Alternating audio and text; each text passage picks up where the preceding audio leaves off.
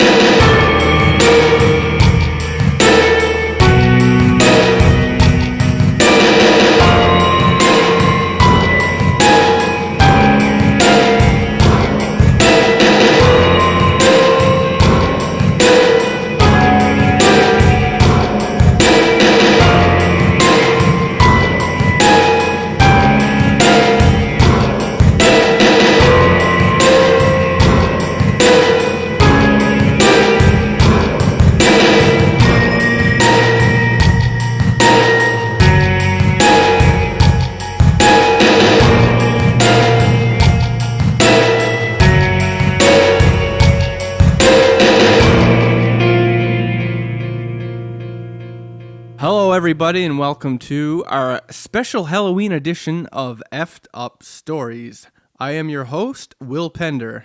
And I am your co-host, Ryan Sharp.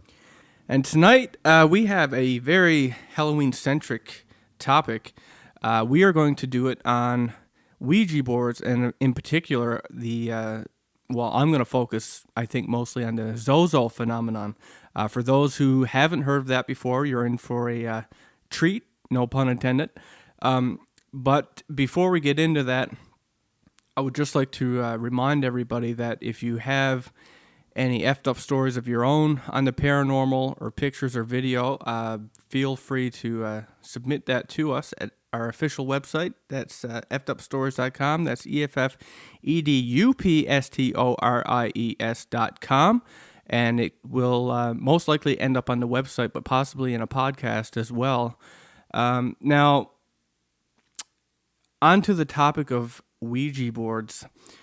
There are a couple of reasons why we decided to do this. One of the major reasons, I think, is that a lot of people are planning on using a Ouija board for this Halloween, it being the season and all. And what I've discovered is that a lot of people who are, casual, they're not really into it, but they like to jump in on this kind of thing at parties.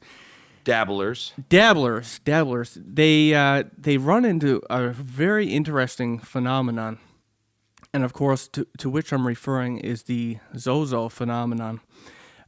So as I started to research the Ouija boards, this Zozo phenomenon came up repeatedly. Initially I was just looking for really interesting stories. I mean, we've even had guests on our show whose story, the origin can be traced back to a Ouija board. So, I mean, it's very common. But in this case, and I'm sure I've read of it before, but I didn't realize how deep it went. So the Zozo phenomenon, basically what it is that there's thousands, in fact, hundreds of thousands of people who have used Ouija boards to make contact with a loved one or an entity. But what they end up finding is they come in contact with this entity known as Zozo. There's a couple different ways that it spells its name for you. There's the Zado, there's Zado, S-O. Sometimes it's just constantly Zado. Just the planchette just keeps going back between them constantly. Or sometimes even Oz, O-Z, but it is the same entity. In either case, sometimes the letter S is interchangeable with Z. Yes, well, that's what I meant. A lot of times you'll see Z-O-S-O, right?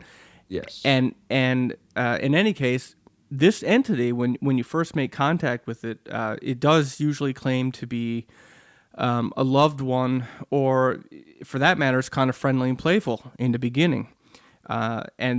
But before it's over, this thing always turns very malevolent. In fact, when people usually make contact with this entity, it's usually, how shall I put this?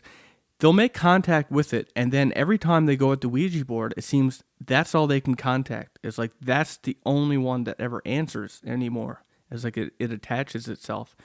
And as I said, I mean, this entity is associated with murder, suicide, all kinds of different things, but is a very common and probably the most common entity that most people have shared the experience of contacting. It always seems to know things that it shouldn't.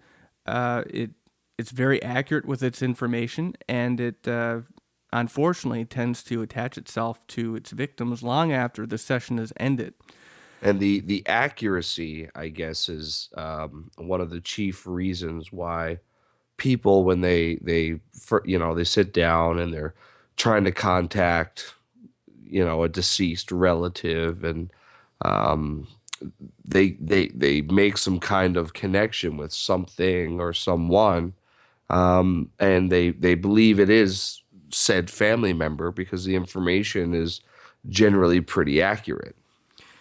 Yeah, in fact, it can, like, I mean, I've read many, many stories where people could, write something on a piece of paper and put it in their pocket and ask it, what did I write on this piece of paper? And it would actually accurately say what it is. So that's the light side of this stuff, but it actually gets pretty dark. And I mean, and they are the stories that I, purposely sought out when I decided to research into this. So, in particular, Zozo is attracted with two people, I should say, who are suicidal, who have depression, have mental disorders, or, for a lack of better words, fragile. He's particularly drawn to females. Actually, he shows a strong sexual interest in some females, and that's there's some stories that I'll get into with that. But the most interesting thing about this, I guess, is that it's so common that people, right back to the I think it was 1806. It was the 1800s anyway. The first story of Zozo, and like it's actually hard to find information on this because it was from a French dictionary, or not a dictionary. Not a dictionary, but I can't remember what it was, especially because it was really hard to pronounce. An almanac? I'm not sure, but it ends in like infernal or infernal, but however the hell you'd say that in French with a French accent. Yeah, sure. I guess, one of the things that we should touch on for our listeners here is that while we're sitting here talking about this, I actually have a Ouija board set up in front of me here. I'm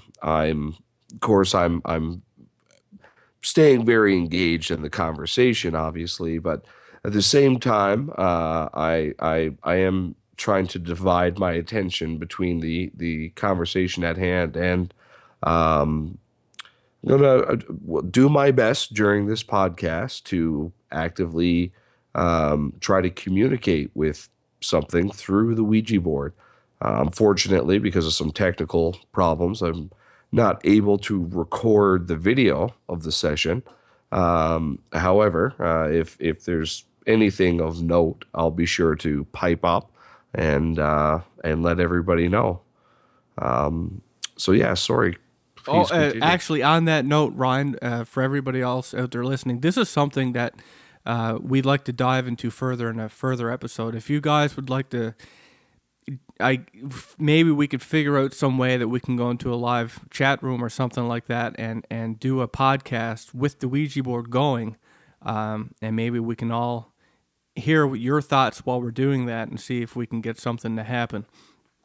So back into the topic of Ouija boards and Zozo. So, I mean, there's a couple trait characteristics that happens when people make contact, besides the fact that it spells its name. It often makes figure eights with the planchette or circles. It also might count down from 10, which is actually it's kind of creepy when you think about it. Zozo, for those of you wondering where it actually, the name comes from. I did mention about how it was first mentioned in that French, I don't know, the French book of whatever it was, where apparently a young girl got possessed. But the word Zozo, and in this case it's spelled Zado, S-O, allegedly comes from, now everybody's heard of the three-headed demon dog who guards the gates of hell named Cerberus. Well, apparently he has a tattoo, and it is Zozo. Other theories are that it's a nickname for the demon Pizazu, or even the Jinn. I've even read so far back as that a long time ago in certain cultures, the letter Zad wasn't even official. It was like the mirror of S, and it was meant to be the evil version of S. But again, like this Well, is... apparently at one point in England, there was a actual campaign by certain individuals to abolish the official use of the letter Z. Yep, and I've actually come across some of that stuff myself. So what I want to do, I want to start off with a story.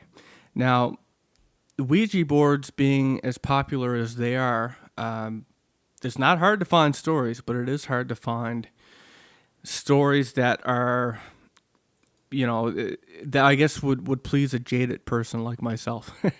So I did manage to find a couple stories. So the first one I want to start with is one where someone actually dies. And I think that is really one of the ultimate, the ultimate tragedies that, on one hand, it thrills us. On the other hand, it scares us. But it is, when we look for these stories, we want something that scares us. I mean, that's part of what makes the paranormal fun.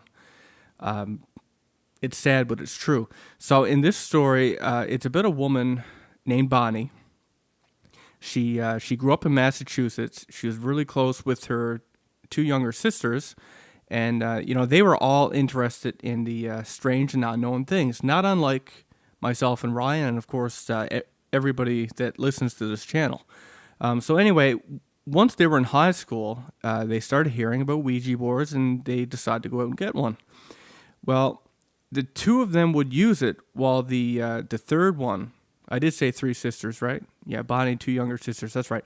Two of them would use it, while the third one would sit there with a note and pen, and she would document like what was happening on the paper.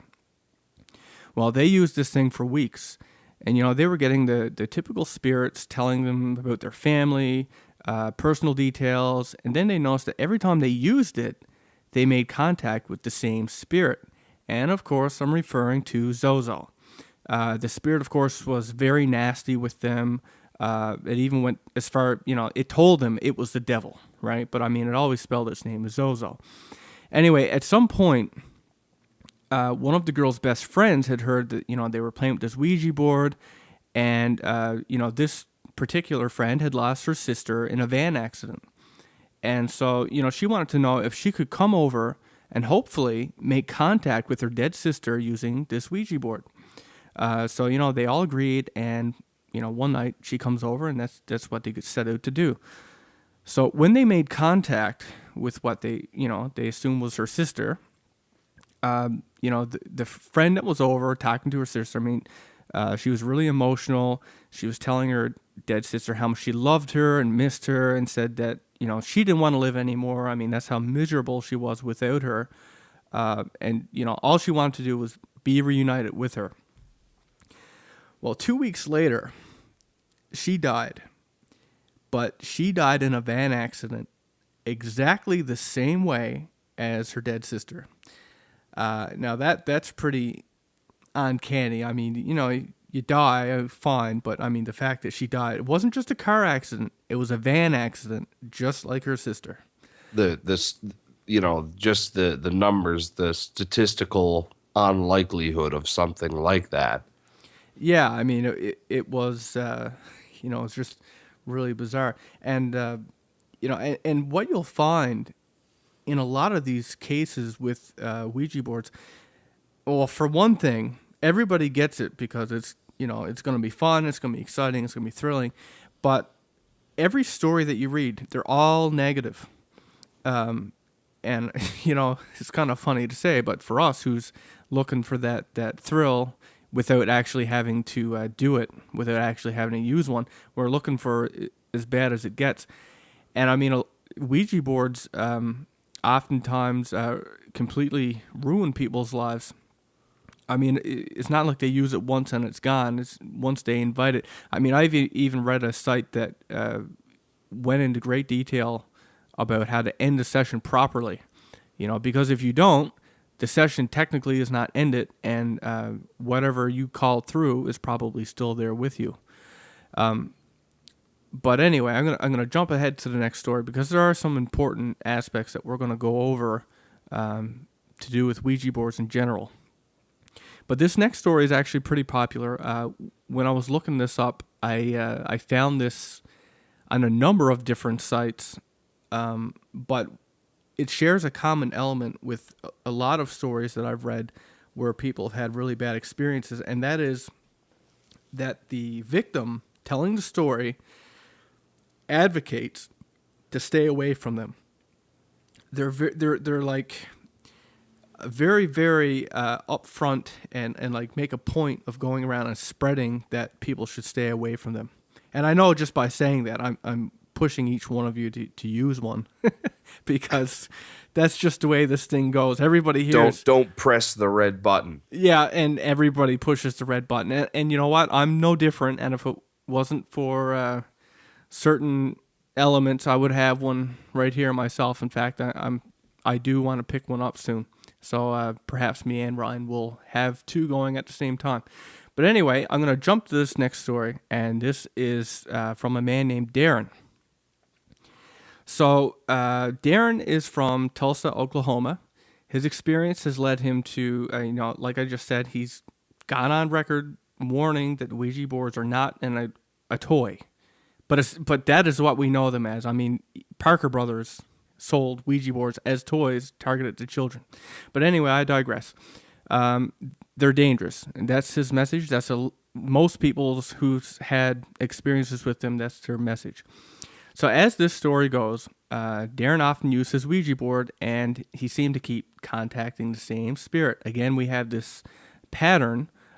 In this case, it was just like before. He was contacting Zozo. So Zozo, and it makes you wonder why anyone would want to use this anymore, but like so many before him, Zozo would threaten and cuss him out. Eventually, it started to say that it wanted to possess his girlfriends, and it wanted to bring them, quote unquote, to paradise. Now, if you look up the history with Zozo, you'll see this mentioned in many, many stories, is that he wants to bring the girl to paradise. And every time somebody asks him what paradise is, he always spells out hell. So paradise is always hell with Zozo. So now that's an important note, just because that's where he wants to take these women, and he often asks the women. I've never read a story where he wants to take the man to paradise. Anyway, Darren, like everybody else, asked him where paradise was, and it spelled out hell. So fast forward a little bit, and Darren was recording music. He was starting to do some kind of musical project. And while he was doing this, he used his Ouija board, and he asked Zozo what he should name his band. To which it replied, Iron Tongue. And Darren thought it sounded pretty cool. It had a nice ring to it or whatever. Until a little later, when he discovered that his daughter's tongue had swollen up, and as he described, it was rock hard, to the point that it had actually distorted her face and was grotesquely hanging out of her mouth. She was suffocating, which resulted in a frantic trip to the hospital, where Darren and his girlfriend had to take turns, sitting at his daughter's bedside waiting for her to recover. It never said in the story whether this was an infection or allergic reaction. But I mean, just based on the fact that he was using a Ouija board, it says Iron Tongue, and then shortly after, his daughter's tongue balloons out of her mouth into like a rock hard, a rock hard way. I mean, that's pretty eerie, right? Another time, Darren said to his girlfriend, who wasn't herself at the time, he explained it as she kind of was breaking down into almost a zombified version of herself. And to quote his words, he said that she was in a trance-like state. She was basically hollow. And Zozo had told him that he was going to possess his girlfriend and he was going to eat her soul. So I don't know if it's related or not, but Darren had come into the bathroom around this time to find his daughter in the tub, and she was actually in the process of sinking under the water, and the water was overflowing onto the floor everywhere. So, I mean, I guess panicked, he scooped her out. But the next day, she had to be hospitalized for 2 weeks due to an internal infection, as the doctors tried to diagnose actually what had caused it. She almost died, and in the words of the girlfriend, she only left her alone for a second. I know that's what every mother says when they leave their kid and something bad happens, but I wonder, is this the case of a trance-like state or possession? That the girlfriend was hypnotized or something during the time that this was happening. It could be missing time for all we know, but I don't know. But the surrounding elements would suggest the possibility, especially that she was not herself around this time, and she was like in a zombified-like state. It's also interesting to note here that I had read other research on the Zozo phenomenon that had said that Zozo would always try to kill the firstborn child. And, I've read that on many different sites, so I just wonder if there's any merit to that. But anyway, back to Darren's case, he had several guests stay with him after his initial contact with Zozo. And they would report hearing creepy voices coming from inside the walls, poltergeist activity, with household objects being thrown around, and more related to demonic activity, there would allegedly be spiders that would seemingly come out of nowhere. It would just be kind of crawling all over the walls. So there's all this kind of a mishmash of paranormal things happening. I mean, even down to electronic disturbances with the lights and doors opening and closing, locking and unlocking. Darren even spoke of waking up to the sensation of being choked. Another thing that we all, attribute to demonic activity is very common. He said whatever it was, it wouldn't release its grip for 30 seconds. And this also happened to his girlfriend, I believe he said the next night. Interestingly enough, for those of you who are religious, Darren said he was having a conversation with his brother about the possibility of a family curse. And when he was talking about this, he said that something to the effect of using the Lord's name to get rid of it. And as soon as he said it, a thunderous boom struck loud enough to draw the neighbors over to question. So, I mean, he's just in his house. He's talking about, a family curse, and he uses, some kind of thought logic of using the Lord's name to drive it out. And bang, all of a sudden, I mean, this is loud enough to draw his neighbors over. So that's pretty spectacular. It's interesting because, just yesterday, I watched a program that detailed the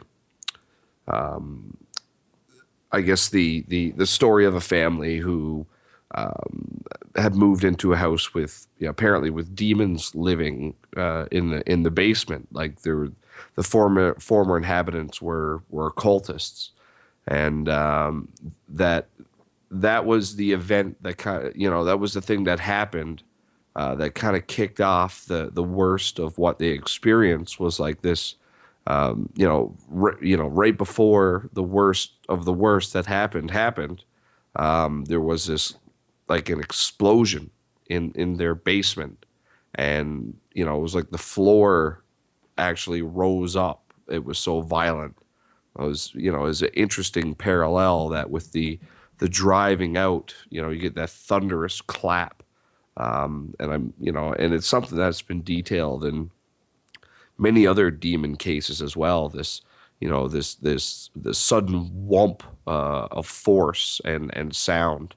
I've actually heard I remember this. I mean, you saying that kind of triggered the memory for me. But when I was younger, and I mean really young, I was like 7 or 8. I mean, even as a kid, I was into this stuff.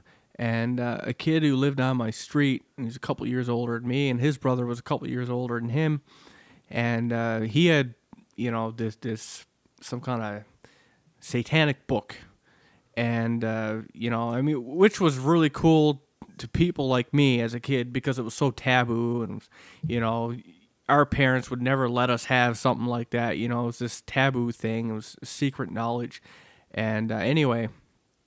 He was a rebel, right? I mean, he did all kinds of things that,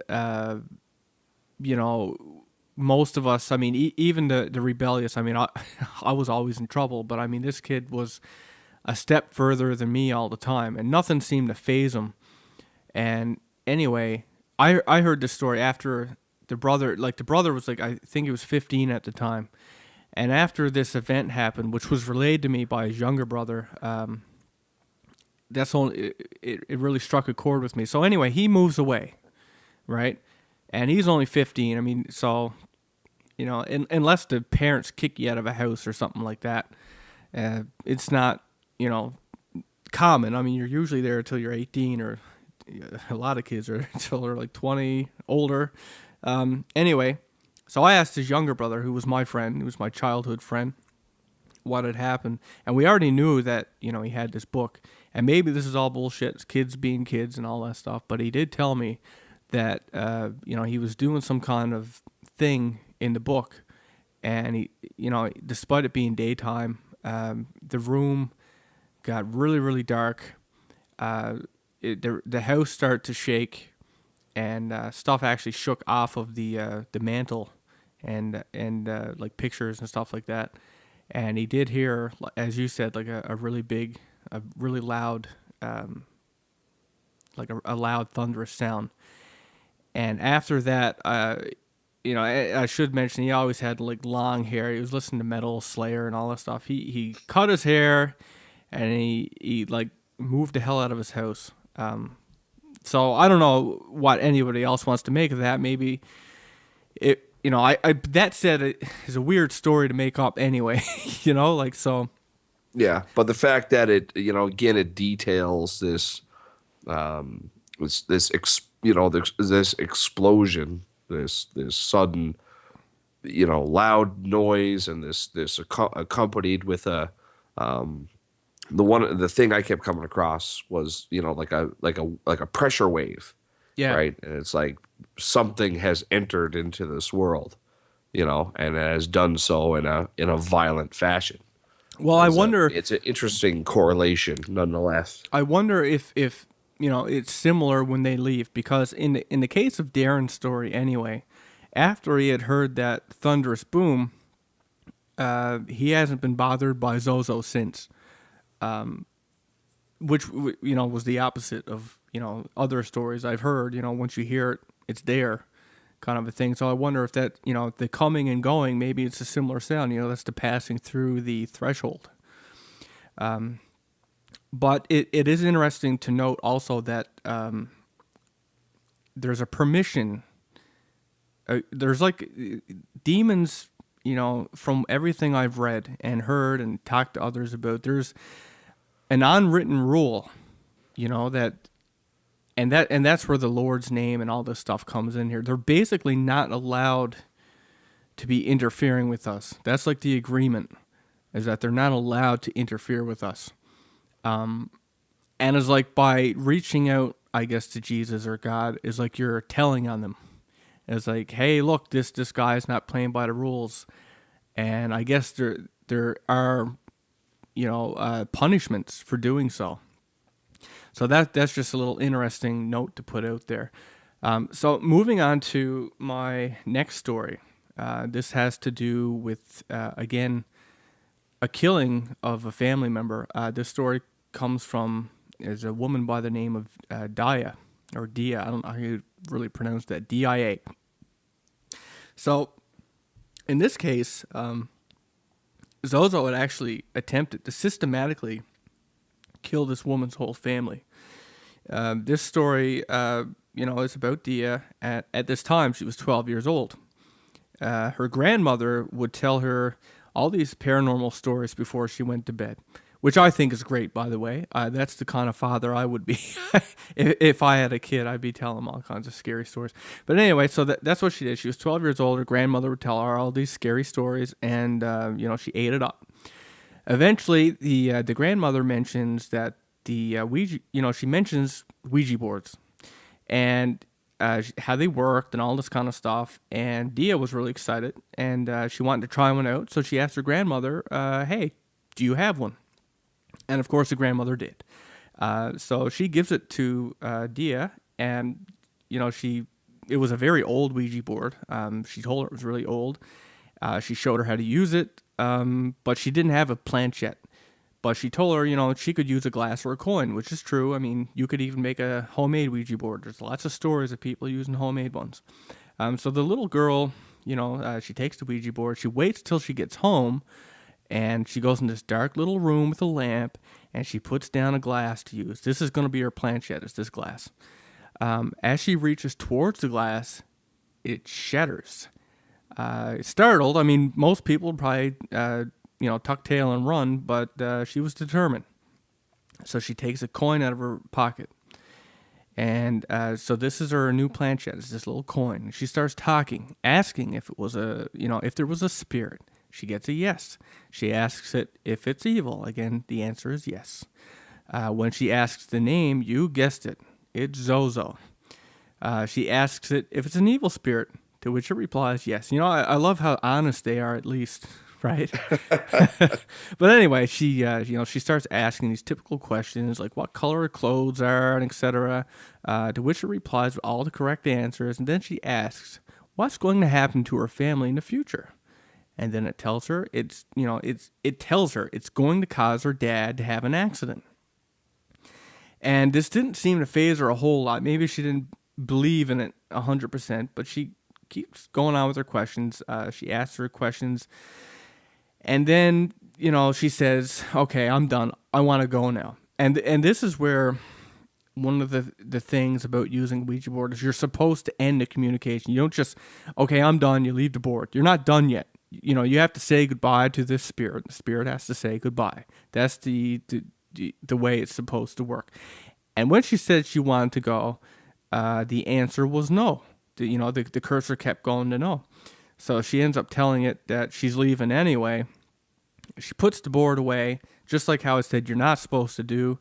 And later that night when she's sleeping, she awakes to the sound of glass shattering. This turned out to be her bedroom mirror. That's, nothing if not eerie.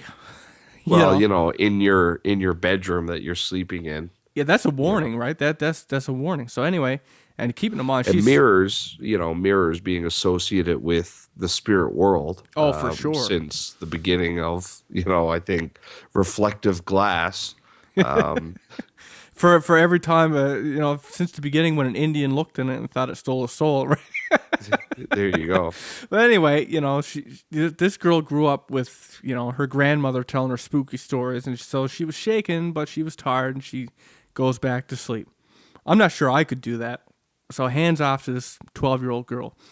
But anyway, the next day, she gets news from her neighbor that her dad had been in a car accident. Apparently, the brakes failed, and he had fractured his legs. So, Zozo had told her that he was going to cause an accident for her father. The next day, he has an accident. And even though I just said only his legs were fractured, it is more serious than that. That's just some of the detail. Like, the story wasn't loaded with detail, but I'll explain how it was more serious than that later. Anyway, so his legs are fractured. And for anybody who can hear in the background, my cat is pacing around me as I'm sitting here with the candles and the Ouija board, and it's crying and pacing back and forth. It's not an entirely unusual thing for him to do, but usually he jumps up on the chair with me and lies down. But right now he's walking around me in circles, just looking at me and crying. If that means anything, I don't know, but if you can hear it, that's what the sound is. Well, hopefully it's something stirring. But anyway, so this guy fractures his leg. The day after that, her sister slips on the stairs, smacks her head off of it. She has to go to the hospital. At this point, the girl, Dia, the 12-year-old, she's getting pretty freaked out. And she confides in her grandmother, tells her everything that's happened. And the grandmother suggests that they both try and contact Zozo. So, I mean, it's very different grandmother than I had. But anyway, that was the plan. So the next day, the girl's mom actually heads off to the hospital to visit her daughter and her husband. Both of them are in a hospital now. And she walks.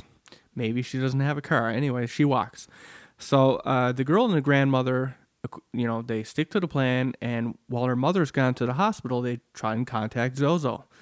At first, when they first make contact, the bedroom window shatters. So, lots of glass breaking here. But despite all this, and the younger girl was really scared. But the grandmother calms her down, and she's determined to make contact with the entity.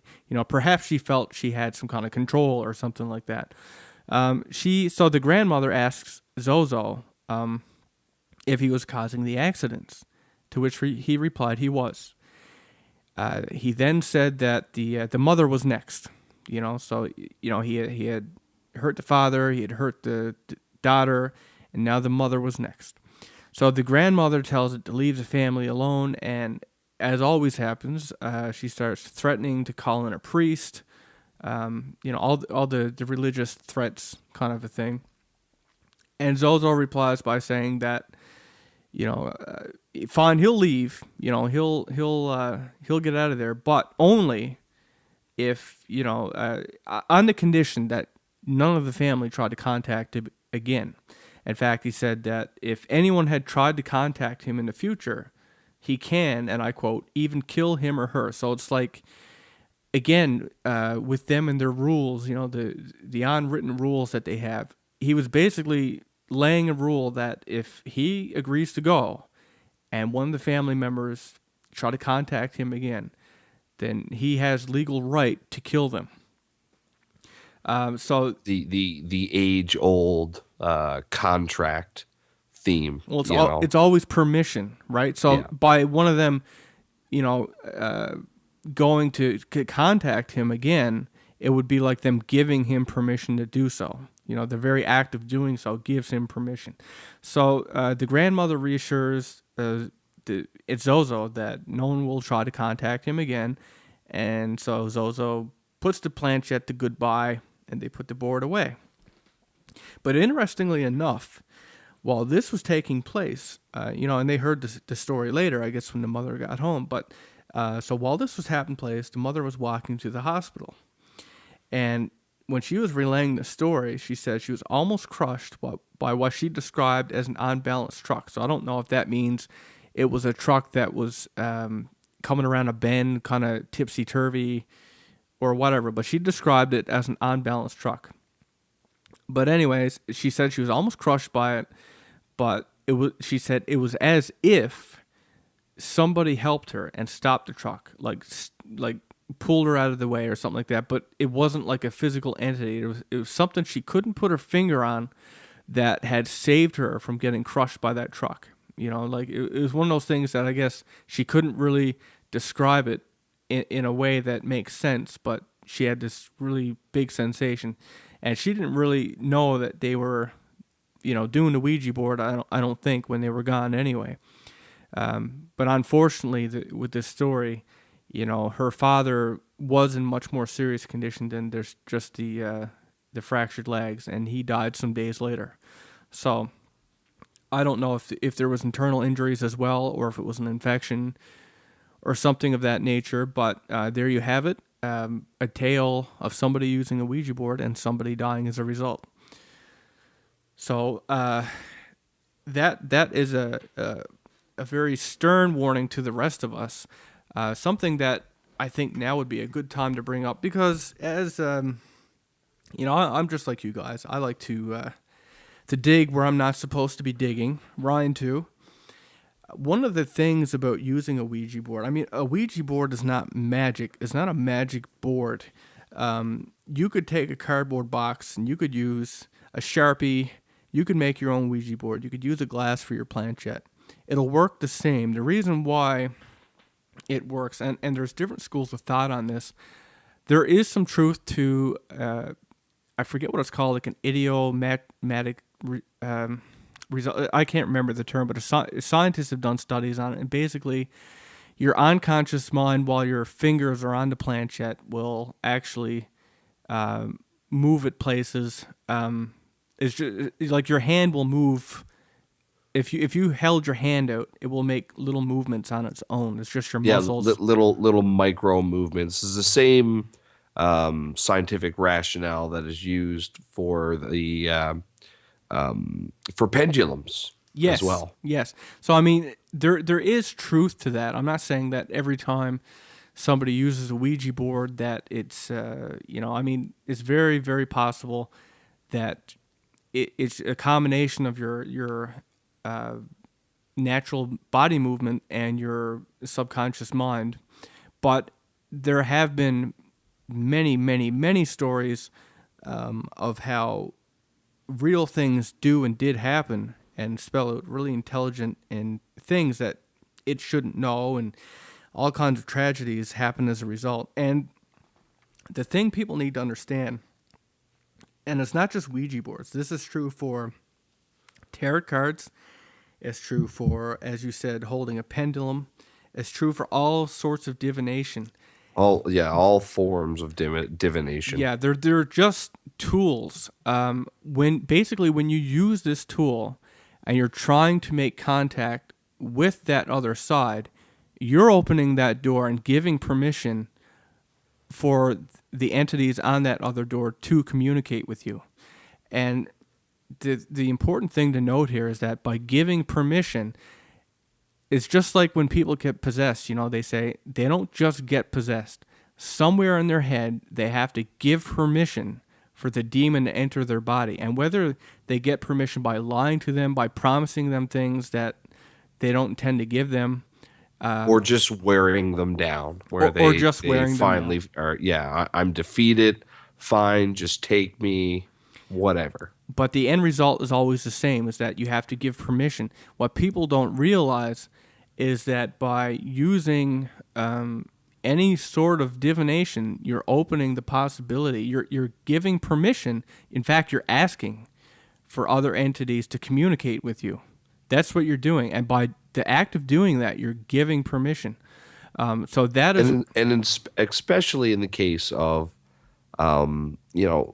forms of divination like the Ouija board, you're asking a spirit, come in, take control of my hands and guide them to the letters on this board, and if that's what if that's how you're beginning your contact with an entity, you're telling it, come on in, take control of my hands, come on in.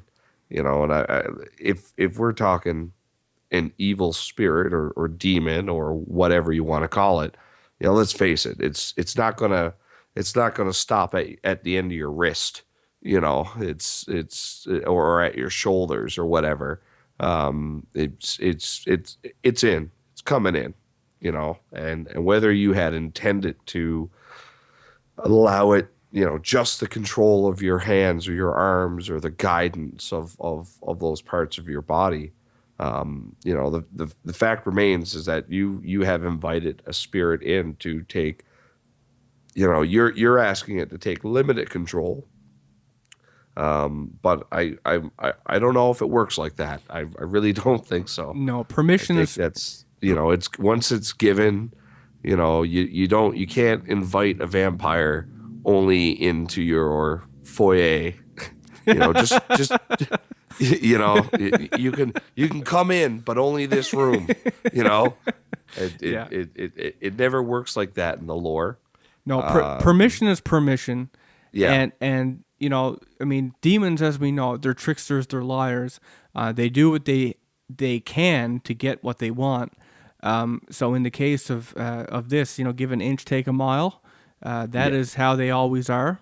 And never don't forget that according to a lot of people who studied this, demons want in this world. Their physical bodies does not resonate at a frequency that can exist here, but they can exist here through you as your body, your body being the vessel. So if they can possess you, they can exist here, and that is why they do it. Besides the fact that they like to torment and hurt and maim, that is their way. So I do have another story with Zozo. I actually read as recent as today. Now this was it was a book, I should say. So I'm obviously not gonna go into crazy detail, but it was a book that read like a blog, and it was ironically on a blog. So, however you want to look at it like that. But anyway, there was a guy. His name I think was Alex. And he had a handful of friends, girlfriend, another girl, and she was dating some other guy they hung out with, and some other guy. And, like a lot of us, they were into, the scary stuff. I mean, they would, group up and go to these haunted houses and try to capture stuff on their camera and stuff like that. And eventually, like it always does, it leads back to a Ouija board, right? And so they get this Ouija board, and this story actually takes place over months of use, where months of use where it would go further and further and further. And in this story is probably the best example I read where Zozo was, sexually explicit with a female. And I believe the girl's name was Teresa. Anyway, he wouldn't come out and say why, because Zozo would call her a slut, right? He wouldn't come out and say why. Apparently, there was some real reason why, something she must have done why the entity knew that. But Zozo really got turned on by this, right? Like, I mean, that's what he liked. So he was constantly at her.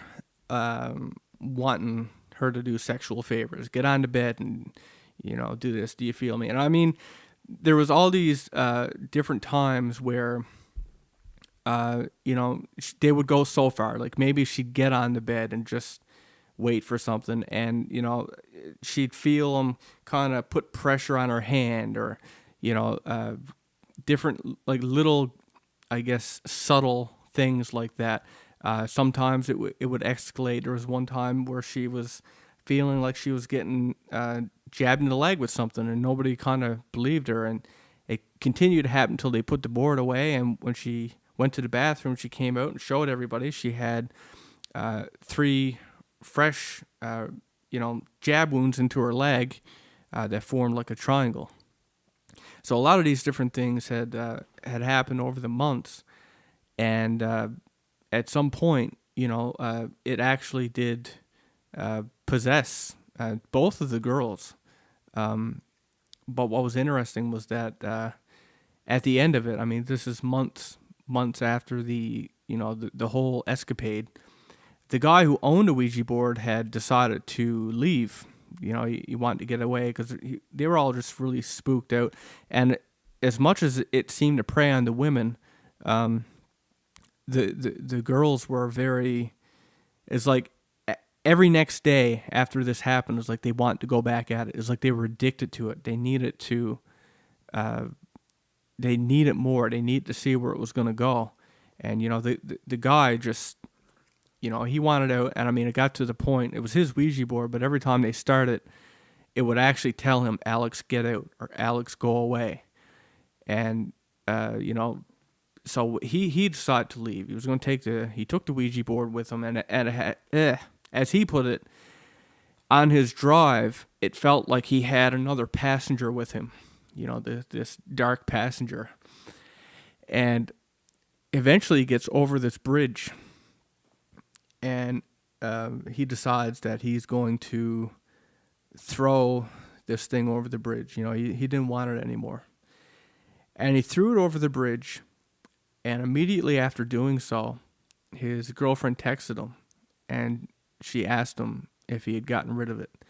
And he said it was as if, you know, she or the Zozo, for that matter, could see him, you know, like when he had to board with him, it was like it was spying on him.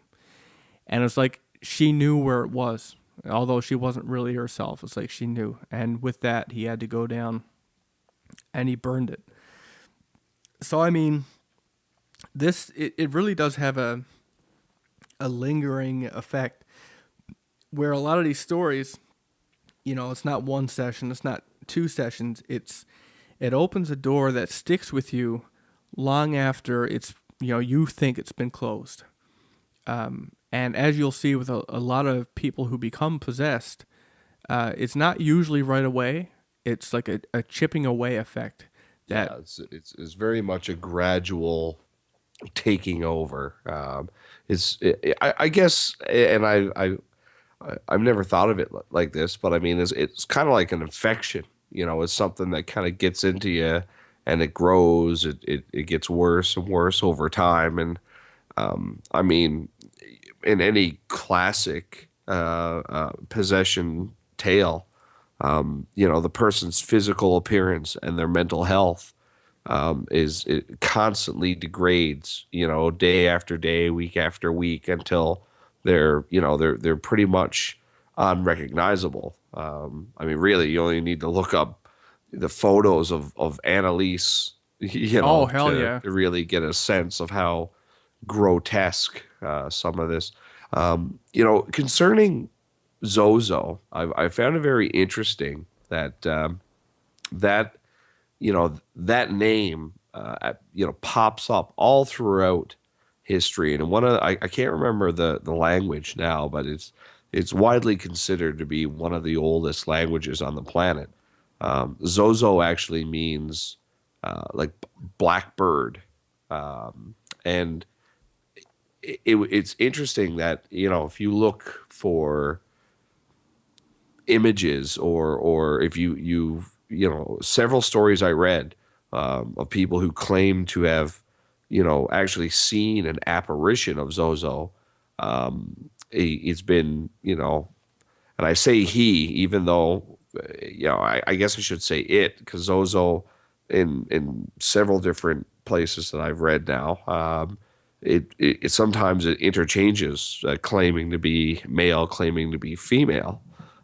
But either way, there's always this bird imagery that seems to accompany his images, and I can't help but you know think of kind of like an Egyptian god in a way, like the what is it, the ibis, you know, the bird with a bird head and the body of a man. Well, ironically enough, I have come across where they said Zozo in some cultures is a god, refers to a certain god. I mean, it is really thrown around a lot of places. I've heard Aleister Crowley claim that Zozo meant 666. Some people say that Jimmy Page from Led Zeppelin used a Zozo, like a Zozo-like symbol on one of their albums. Yeah, it was Zozo, or perhaps it was even Zoso. Yeah, I think that's what it was. Yeah, and you know, I guess it's at this point, you know, it bears to mention that you know, there's a whole menagerie of Z-lettered names from, you know, I've seen Zozo, Zoso, Zito, Zam, Zaza, Zara, you know, like there's a whole, you know, either there's a whole pantheon of Z-lettered beings, or, you know, I guess one of the things that pops up in a lot of these different types of divination tools is that, you know, when messages are coming across from the spirit world, It's very easy for things to become jumbled, mixed up, and whether the being is intentionally, altering its name or whether that matters or not.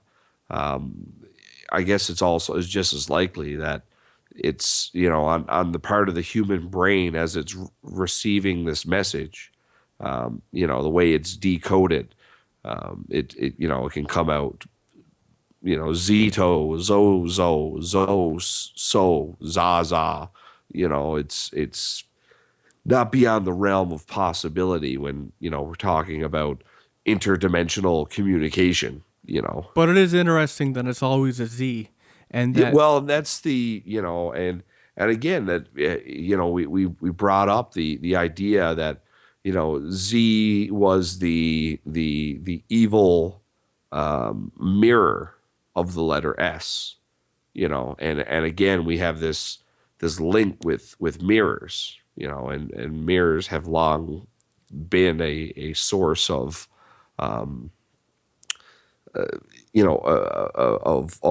stories for all kinds of different types of spiritualism. So the links of the Zozo entity, and again, like you said, I've come across numerous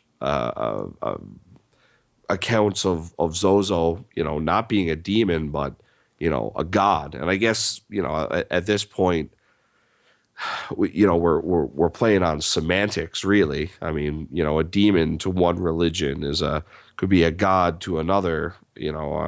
I'm sure there's not many Christians that would look at Kali, the Kali worshippers, and say, oh yeah, there's a god. well, it's interesting to point out actually in religion like Christianity itself, they forbid using any form of divination.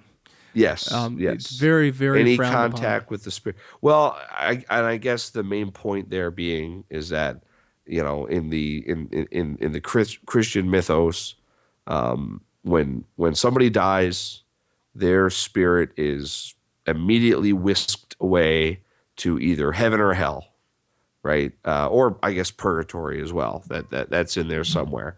But either way, it's whisked away to a realm that human beings cannot have any contact with. So anytime you have contact with a spirit, it's not the spirit of a human.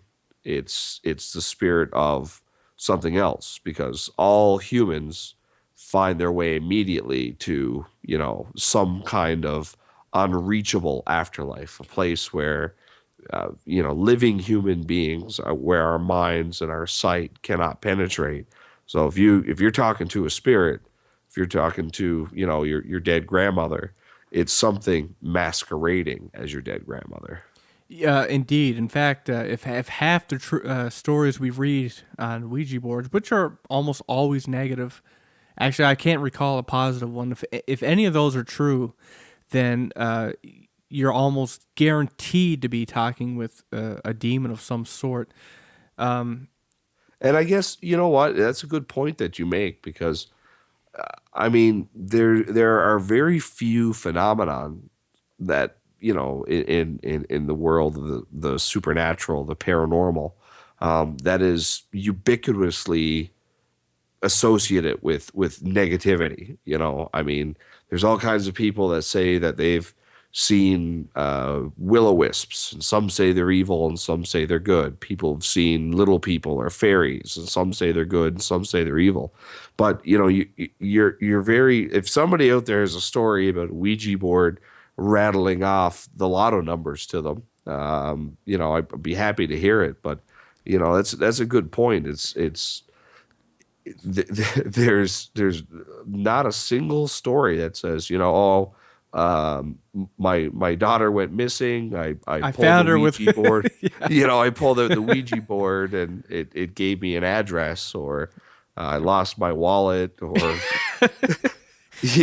whipped out the Ouija board. But in terms of other paranormal topics, whether it be ghosts or I mean, there's, even if we're talking strange hairy humanoids. There's stories of even out of the David Pallades 411 of a little girl said that she was snuggled up with a dog man all night long in a cave. I remember that story.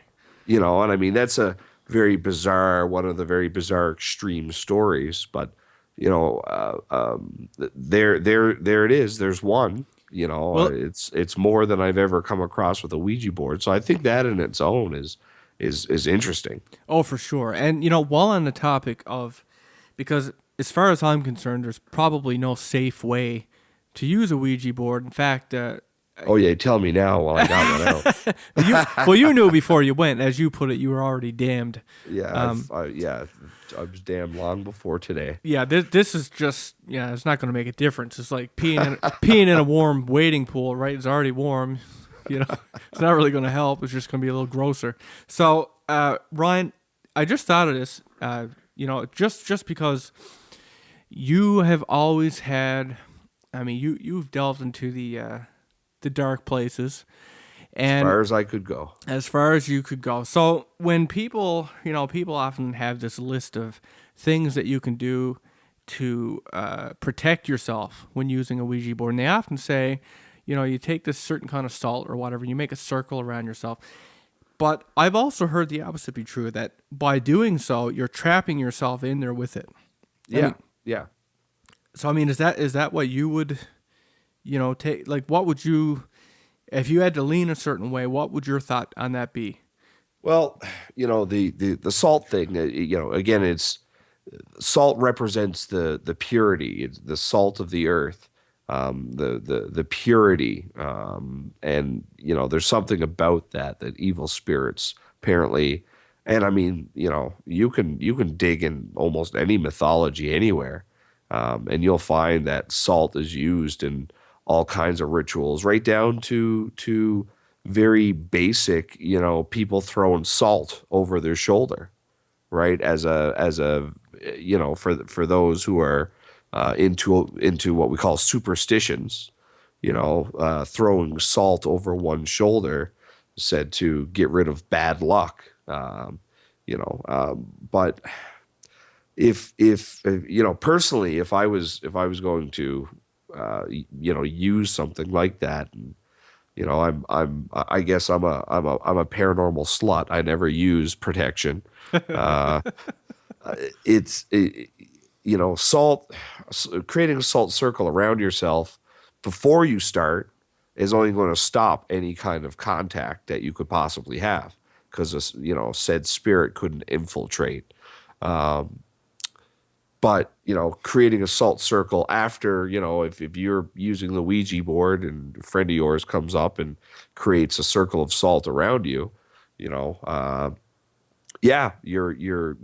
creating a situation where you have, I'm not going to call it a ghost trap, but you've created an impassable barrier. So if there's something there, it can't get out unless it rides you across the circle, or you break the circle. And let's not forget that if the circle doesn't actually block them, all it's going to do is piss them off.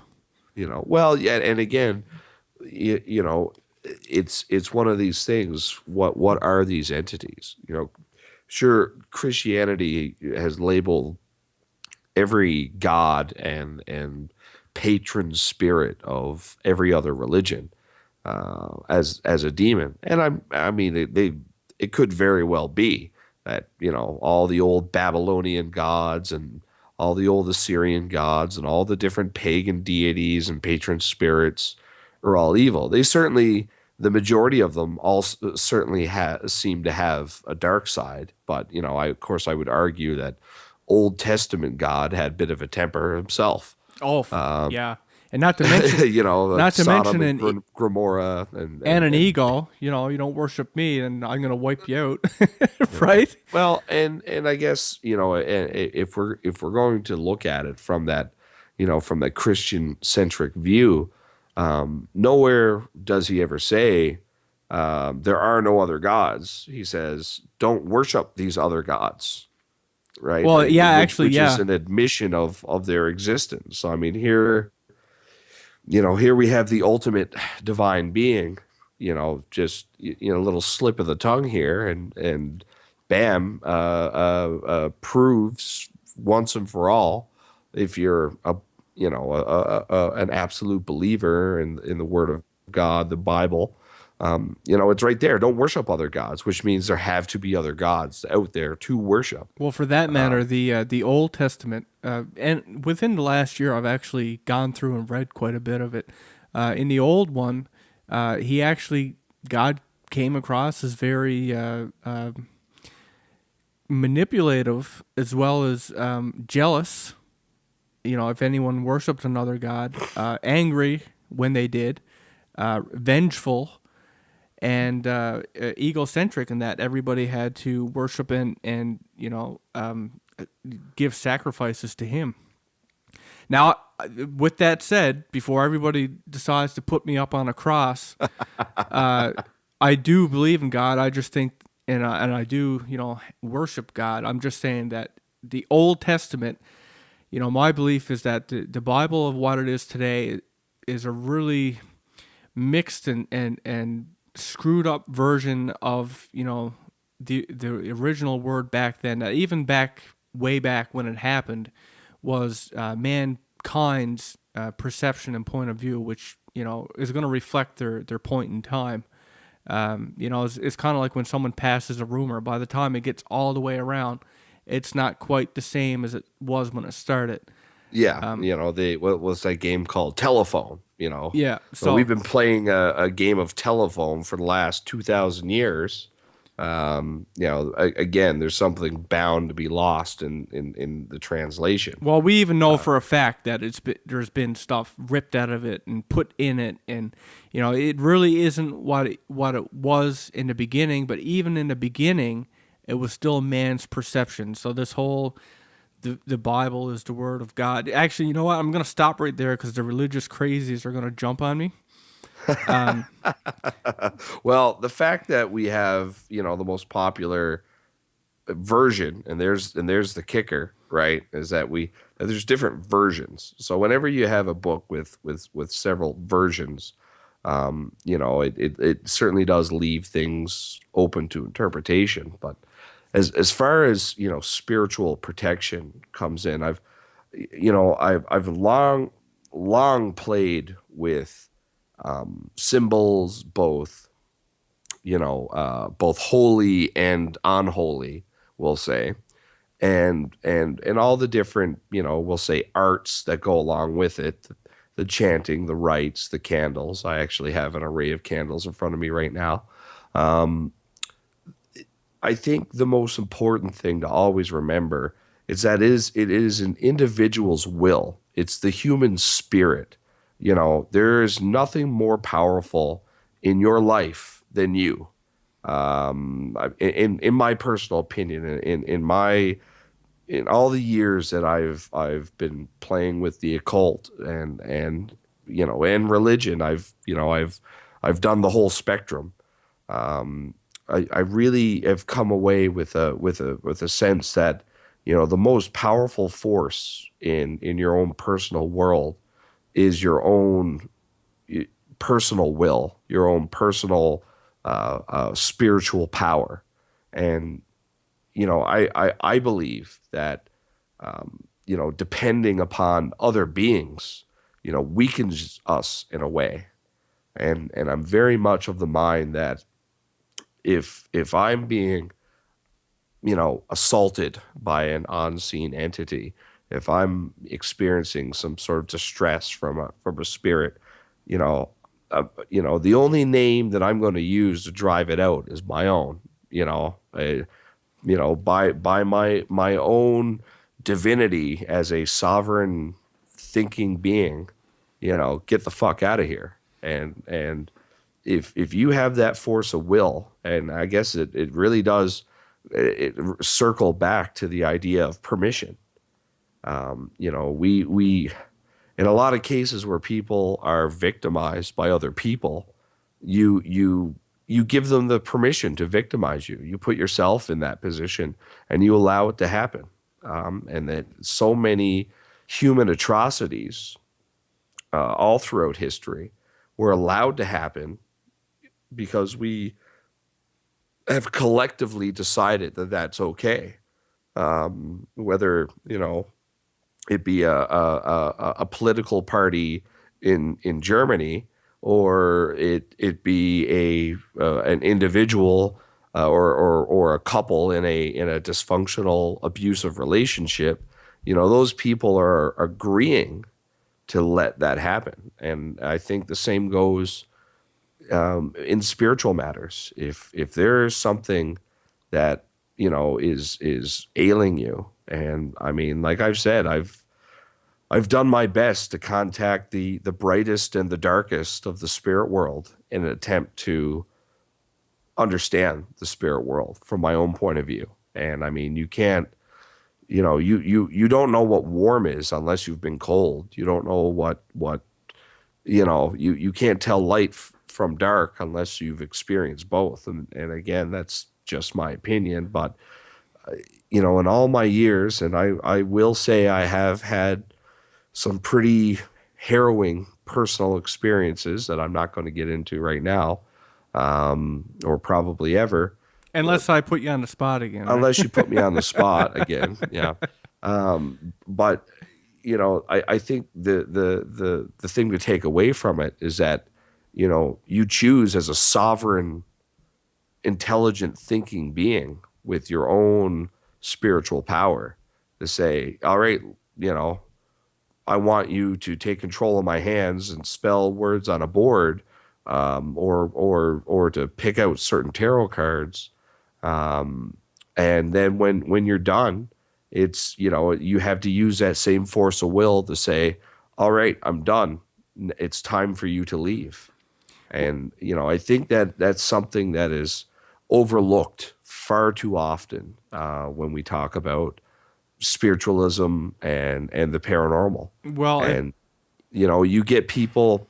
I think this is again, it's one of those. We see the demification of extraterrestrials these days. A lot of people, especially religious people, believe that extraterrestrials represent the new age, the modern era of demonic infiltration.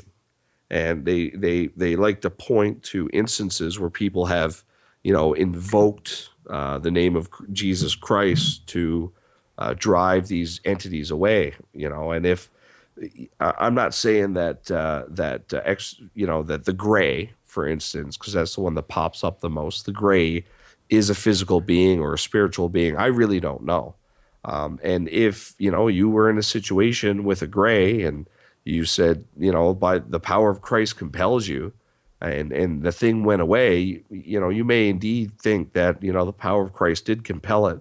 Or did the power of Christ compel you? Did that thought, did those words fortify your own personal being? Right? Is that what, and all my research and all my studies of the occult, I came away with the distinct impression that, ritual, cult ritual or religious ritual, which are really inseparable. I mean, when comes down to brass tacks, ritual is a ritual is a ritual, whether you're taking communion or sacrificing a little furry animal on a pentagram.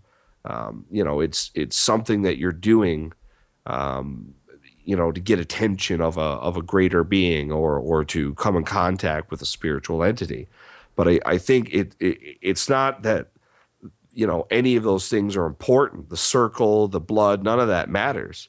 It's the frame of mind that it puts you in, is that it's an experience that is, a physical experience that is resonating with your own internal spiritual experience. And you use that to fortify your own mind and fortify fortify your own personal spirit, which, I think, the mind and the spirit, they're inseparable. That's the mind fuels the spirit. All right. So if I could just weigh in for a minute, because I feel Sure. like this is going to be a very unpopular opinion. Just for the record, I don't share that opinion exactly. I really do think, I'm not naive enough to think that there's not more powerful spirits out there than I. I definitely, and again, I'm not poo-pooing your side of it either. No. So, But feel free to have an opinion. yeah. So again, like I'm not poo-pooing it, but just in my own thoughts, I really do think, even dealing with demons and stuff like that. I mean, I am not naive enough to think that I'm more powerful than it. That's why they're dangerous to get involved with to begin with. And I really do think that, well, I do believe in God and Jesus. I also think that by when you call on them, I think I'm going to harken back to what I said earlier, is that you're drawing attention to the fact that, the demons aren't supposed to be interacting with you at all. They know they're breaking the rules, and they're doing it under, almost like when God's not looking kind of a thing. And when you call out... When the omnipotent, all-knowing, all-seeing God isn't looking? Well, you got a lot to do, right? So I think... Well, the one thing I will point out is that, if these beings were so all powerful, they wouldn't have to interact with us in order to come into the world. Obviously there's something there, and at the same time, in every case where these things are cast out, or in the majority of the cases where evil spirits are quote unquote casted out, it's an angel doesn't show up and just wave its hand and boom, they're gone. The intervention of another human is required. Somebody it is, but as someone who can channel in the correct way, not unlike someone who can do a ritual, can do it in the right way. For me, I mean, I can personally say that I've had, I guess, good help in a way that I can't explain. And I know there's other people like that too, and maybe that's why I'm not, that's why I can look at it in this way. But I know that in the big scheme of things, I'm just a small, I'm not quite, up there enough as with a lot of these different entities. I just, we're just little dots on this little tiny blue planet. I mean, there's much, much more powerful things out there than us humans and our human spirits. Oh, most certainly. So I very much believe that there are, I think when it comes many beings more powerful than me now. Well, we have to die someday. Hopefully we'll keep evolving, spiritually and getting to be like the bigger fish. But I think again, like when it comes to our involvement, why the demons can't just come here. They're in a different dimension. They can't exist here at the frequency that they vibrate at. And the only way to do so is to possess us. But I mean, at that same, on that same wave of thought, I mean, we're not powerful enough to communicate and possess them, right? We could never do that, but they could possess us. I mean, that to me shows that they have a much stronger will, I guess is the way to put it. And the only ones that we seem to be able to consistently go to drive them out are the ones higher than us, which, people... Wouldn't that be an interesting concept, eh? A man possessing a demon. Oh, yeah, for sure.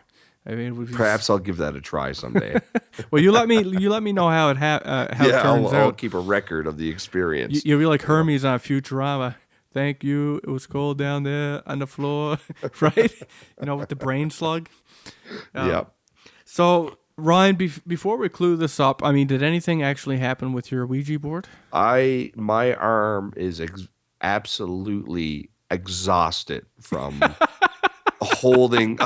I'm holding my arm up, so the only thing that's supporting it is my shoulder, and it is burning and aching. And I'll tell you right now that this planchette hasn't moved an inch that I haven't moved it. I will say, however, that my cat was extremely curious about it, and for a moment there, I thought I was going to have the potential for a house fire because he was trying to jump up on the table filled with candles here. But other than that, he showed about as much interest as my cat does when I put a box on the floor. yeah, there's and I've gotten nothing but dead silence from this thing. So, thank you, William Fueled, for your talking board set, registered U.S. Patent Office. And Hasbro for their contribution, but not a damn thing on this side. Yet. We know these. You know. You'll probably call me tomorrow and say, "Man, the fucking thing was flying around the room." Right? So And if it does, I'll do my best to document the experience for for posterity and for the enjoyment of everyone out there. As I mean, as irreverently as I approach many things, I mean I can't help that. That's just the theme of my life, irreverence. But I really do strongly believe in the existence of the paranormal. I personally, I've proven it to myself. But I've, I guess like so many things in this world, I've found way more gray area than I ever have black and white. And well, I guess one thing to say about the paranormal, though, Ryan, is that we know it exists. We've had a handful of experiences, but we're not dumb enough to think we can go out once a week and capture it on video, like so many ghost shows on TV. Because let's face it, it's a rare thing. I mean, to expect that you could. So I mean, they must have people behind every wall for every episode. Did you hear that? Oh my God! Once for yes, two for no. It's just every episode, right? So I mean, I love the paranormal, but that's ridiculous. They never stick the camera out in the alley to see the homeless guy knocking on the wall. No, they're like, we have no budget, so we're gonna get a camera with night vision, and every episode is gonna look the same, but it'll look legitimate because we need to be in the dark, right? So, whatever. I mean, if that floats your boat, but yeah, we're probably not gonna be able to capture that kind of a thing on a camera for you guys, but we will be able to tell your stories. So, if you have any paranormal or effed up story of your own, we'd like to hear it. You can go to our official website at effedupstories.com. That's EFFEDUPSTORIES.com. Go to submissions, fill out the form, send it to me. It'll probably get on the website, possibly in a podcast. And with that said, I hope you guys did enjoy our Halloween podcast. We would also like to hear your stories that you've had with Ouija boards, if you have any. With that said, happy Halloween. This is Will Pender signing out. And again, from myself, thank you very much, everyone, for listening. If I offended anybody out there, I apologize for having an opinion. But there it is. It may not be popular opinion, but it's the one that I have. And I just want to thank you all so very much for listening tonight. Good night. You won't be haunted by people, Ryan. You'll be haunted by our fan base. Anyway, good night, people.